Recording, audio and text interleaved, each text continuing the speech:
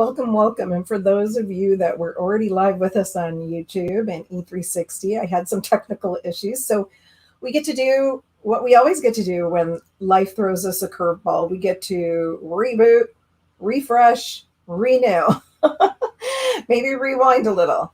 So tonight we're talking about having these conversations, that big elephant in the room that sometimes makes us kind of pull back because we don't want anybody to see us like people see the emperor in the emperor's new clothes, right? Vulnerable, and people might be judging us. And so, how do we break through this? One of the most common things that I find is that conversations, real, authentic conversations around money issues propels people to the next level. I can give an example this morning that I was in a group, and what ended up happening was there's a big need. There's a big need in the world today. In India, they need supplies, they need help, they need funds. And one person said, it's one thing to pray about it. It's one thing to send positive vibrations about it, but it's a whole nother thing when you take action around it. And when she did that, literally a team and a flood of people came together as one unit to move this movement forward to support India in a million dreams, right? And that is a group. And it's all about dreaming. And when you dream, that's one thing. You see the vision. But if you don't take action, it's like a wish gone by. So what's super important is I'm going to call us out. We get to show up. We get to be real. We get to take action. So that requires connecting through conversation first. Somebody's got to hear you. So speak up and ask. Then we get to look at it. We get to acknowledge it. So the conversation is the awareness piece, right? And when it comes to money, one of the things about money education, sometimes I wonder to myself, and maybe you can give me some insight and share. Do people really want to learn about money? Or they just want to be told what to do with their money? Ask myself that question sometimes, because sometimes people just tell me, I don't really want to learn about money. I just want you to tell me what to do. I don't want to have to think about it. That's kind of like somebody giving you dating advice and telling you what to do, and you not going out there. They could tell you what to do, but if you sit on the sofa watching old movies with popcorn, nothing's going to happen. And so for that person, I'm going to ask that person to step it up and step forward. So having conversations with money and learning around it specifically was something that was really important to me when I got sick. When that dreaded big C came my way, and it felt like, gosh, what was I going to do for my kids? And that self-critic in me started speaking up, rearing its having head, telling me that I was a burden, telling me that I was a failure as a mom, as a human being, having to tap into other resources, depleting all the resources I had, just losing all the trust I had. So I decided to take a chance on myself and trust myself, which is something that I'm going to say I get tested on regularly as I stretch and grow in the world. And that's what we each get to do. Stretch and grow, stretch and grow. That's all we get to do. We get to get better if we choose. We get to get older, hopefully wiser. But if we have dreams that are being pushed our way and we do not do the work, then it's just a wish gone by. So we got to stop saying the I wish and start saying I will. I'm aware. I like to have, there's 5 A words. I like giving out my words. I think words are so impactful in our world today. Words are our worlds. is our world. And when we have awareness about a situation, and we connect with that conversation, maybe we learn or get advice from somebody, it starts to become familiar. And I call that vibrational familiarity, that we hear the words and they feel comfortable to us because we've heard them more than once. So you get to listen, you get to learn, and then you get to leverage. Again, it's a choice. But we get to have the choice of free will. So when you're aware and you start to connect through the conversation, the next step is really acknowledging, seeing, right? You may have seen that in the promo, seeing what is possible. And Lauren, so good to see you, my dear. I love you. Oh my gosh. We are, this is the other thing. When you start to get connected with people and you start to get aligned, you think about them, that you got to connect and call them, and then they just show up. So I'm super excited, Lauren, that you're here. So we get to see, we get to look in, take that peek in, and we get to take a global view. And from the global perspective, we then get to narrow down. And I like to think there's 3 areas right now, and I would love to hear what your thoughts are. The 3 areas that I think money really, we can change the impact of how money is showing up in our lives right now. One is to be educated around it, to learn about it, to get the education. And that's up to us. It's not up to the schools. It's not up to a teacher. It's not up to somebody else. It's up to you. And I know that to be true because when I thought about combating, right, duking it out with that self-critic, I thought, I'll show you. I can do this. Now, my background was medicine for many years. And I'm thinking, I'm an immigrant.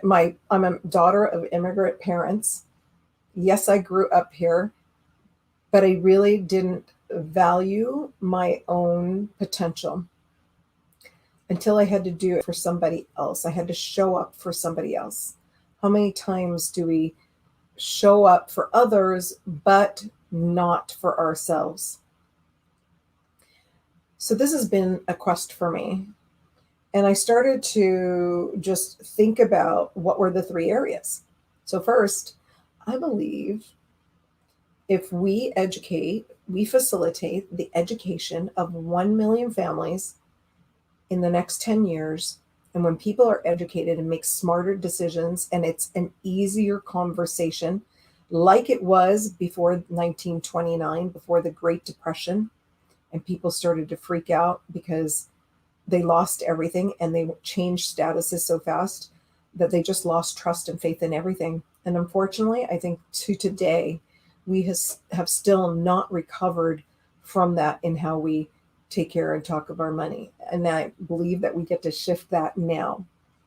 The other area is the bankruptcy rates that are occurring specifically in the nation.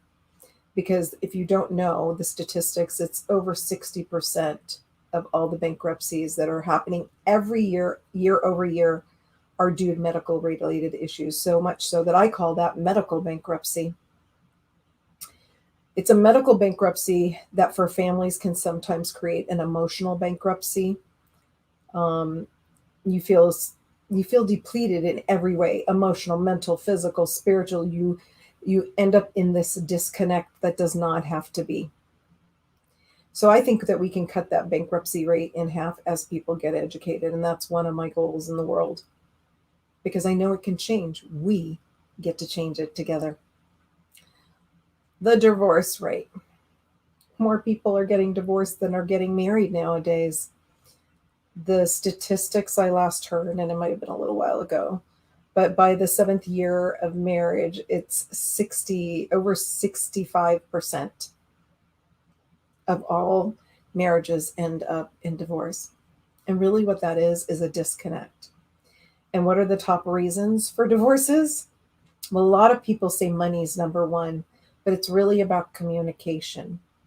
And when we can get our relationships together and stop using money as arsenal against one another, because unfortunately, that has been the biggest fight, especially in relationships and partnerships and marriages. So we get to switch how we're utilizing the tools and not have weaponry around it. And we get to connect with a mindset shift. Money is about mindset, it's about relationship, it's about that partner that you get to show up for. If you ever remember a new relationship, what happens in that new relationship? You spend a lot of time together. You get to know the person, right? You get to show up. You're excited to show up. I think the same thing can happen with our partner of money. When we look at money as our partner and as a resource, every dollar is your partner, and you get to assign them what they do in your relationship together. And the next piece is the attitude that we have around it. You are hearing me say a lot, you get to. It's your choice. Those words create freedom. They create peace of mind around money. It's calling in that peace. And it starts with, I have like a 5-step process that I think about. A lot of my things are in 5 steps, you'll see. And it's the intention that you have. Setting the intentions of what you want to do with your money. And then also managing those expectations. The expectation of how's that money going to serve you? Where is it going to serve you? Is it for your essentials? Is it for core necessities? Is it for your dreams? So this actually, if I take a step back, ends up being connected to your core values. How many of us realize that if we have our core values aligned and we match our partner up with our core values, whatever the partner be, whoever the partner be, if it's a business relationship or a marriage, when you are aligned with what are your common core values, you can come together in a rock solid foundation, because it really does start with core values. And then it goes to the essentials, the things that we need in life, the food, shelter, clothing. I'm going to say the mental health, the physical health as well, the spiritual health. All of it contributes. So it may seem daunting, but it's not, because it's just we organically operate this way. And if we tap into how we organically operate and then align with people that do, it makes things flow so beautifully and abundantly, just like the group I mentioned at the beginning, where everybody got together to pool their resources to create what might have been the unimaginable in 24 hours. And I'm going to look forward to sharing more about that on Facebook and with you, so that we can really all come together in unity to create change around the world. So when in your expectations, by the way, you get to be open to receiving what is going to be put before you. So when you create those expectations, you might want to have some, shoot for the moon and hit the stars type goals. So you can have the moon, but you hit the stars and you're okay.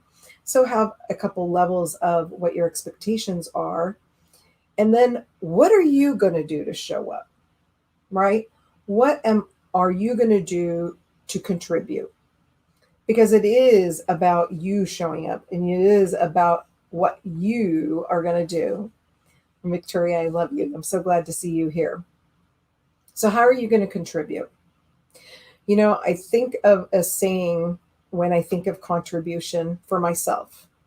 It's respect, order, and discipline. It's a rod. It's kind of, I'm going to say it's softer than it's that rod, that firmness, that groundwork that you get to stand in, not one that you hit someone with. But it might hit us between the 2x4 when we realize that we get to have the R is respect and responsibility. It could be either one. Which one connects with you? You get to choose. O is for order and obedience. Again, your choice, but you're keeping things in operating fashion. And D is for the discipline or the dedication. Again, which one hits you in the heart, in the head, in a good way, so that you can keep in aligned with the values to manage, to keep your intention, to manage your expectations, to contribute into the world. And then you connect. Connections are amazing. And again, having those core values, being aligned, then you find who's your best resource. I'm going to say where you really get to open up and see and then collaborate, prioritizing those values. And then the next one is after that, that's your attitude.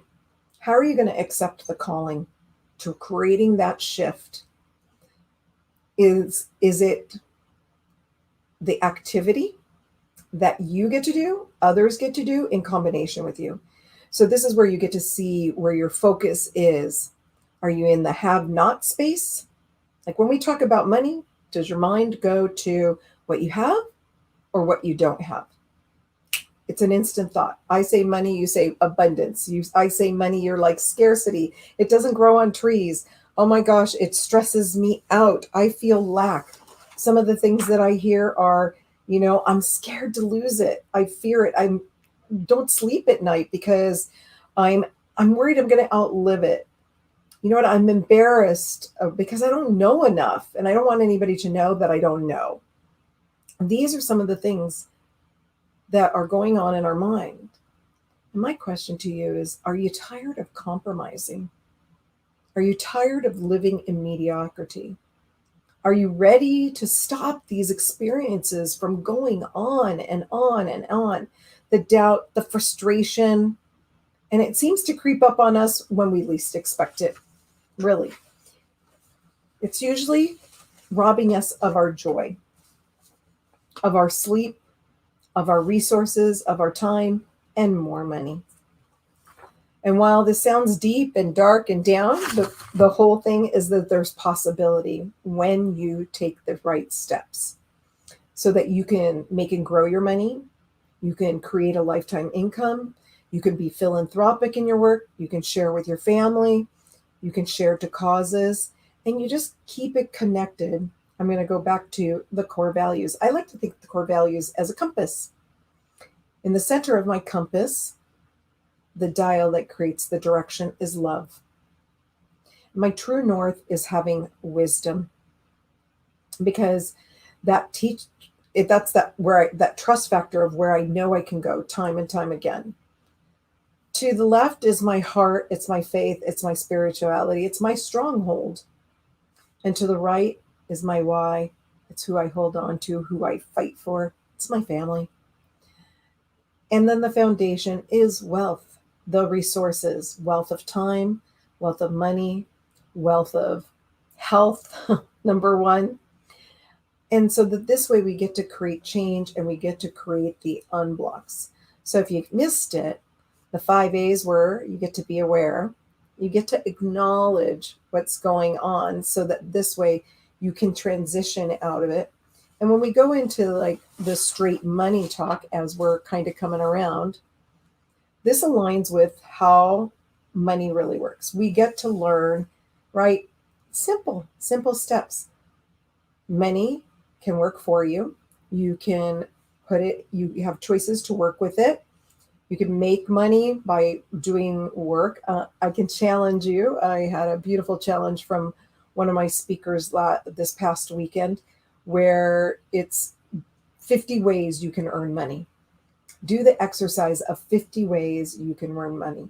Write it down. Actually, I heard it at 2 different workshops. So this is something where we go to the abundance of what's possible. And as we learn how money really works, there's a safe side, there's a risk side, there's this in-between middle lane. I like to call it highway to prosperity, because when we kind of take this upward look of it, our safe side is that safe, but it might be slow lane. The left side might be the fast lane. It might be sexy, but what if we hit the guardrails and go over? And then there's the middle lane that might be that lane that's tried and true, but what are the parameters? Sometimes the parameters are you never lose your money. However, you might not make as much money as the fast lane. Are you okay with that? Super simple how money really works. And then that's just through exploration, being curious, that awareness. The second one that I'm going to leave you in summary with is do what smart money people do. So, some of the tips that I've learned over the years, smart money people, they actually do take care of themselves. Self care is really super important. That too is that they're lifelong learners. They are constantly learning and growing. They do know their core values because that is what they follow. That is where I got the idea of the compass, on what they follow in direction of, what they focus on. They focus on what's possible. What do they get to do? And how do they do that? Do they ask for help? Do they delegate help? So smart money people learn about money, they have conversations about money, and they connect and collaborate with money. So they embrace learning key money principles. They all know them. 3 principles to saving money. Their compound interest. So how does the money grow? Right? Learn how it grows. Time value of money, that's money growing over time. It takes time at a certain interest rate. Taxable and non-taxable. We could have a whole show probably on taxable and non-taxable, just because we really could learn about non-taxable is you keeping more of the money that you deserve, not giving more than your fair share, not paying into excessive taxation because you're learning principles and aligning with non-taxable money growth. Versus every time you put $1 out, 28 cents, 30 cents, whatever it is going straight up to Uncle Sam. So you're only getting 3/4 of your dollar, every dollar. Think about that. And right now, we're in the lowest tax environment ever. History shows us that the highest tax environment, and this may shock some of you, but it's reality, go Google it, was 90%. And when Ronald Reagan was an actor, he only did a couple movies a year because he didn't want to pay the excessive taxation. He was informed, he was educated about money, he learned about it, and he figured I can survive on 2 movies a year, which was $200,000 a year at that time, and live well. Why would he give excessive money away? That's all out there for each and every one of us, not just the wealthy. So we get to learn these principles. And then how do you keep your money, right? What type of counts, what type of options are there? Are there guarantees? Are there safe buckets? How does that work? How is that possible? Asking questions. Learn what questions that you should. We talked a lot about what are the things that we should focus on for ourselves. The questions should we ask ourselves show up. But now we get to ask the questions that we should be asking our financial advisors. And we'll be talking more about that in future episodes. Learning what questions to ask anchors you so that other people cannot sway you away from your core values and your decisions around money. And I think this is so important for all of us to know as an educated society around money. And have that goal, have that vision, have your vision, and take a moment. We're almost at the end of our show, but take a moment, take a breath, breathe in. What's possible? Envision it. Hold on to that vision and keep reflecting on that vision. You will get directed in the right direction. So that's expanding the possibilities, hanging on to the dreams, getting connected with that goal so that this way you get to enjoy a life you thought you only could dream of. I want to thank you all for taking time with me tonight.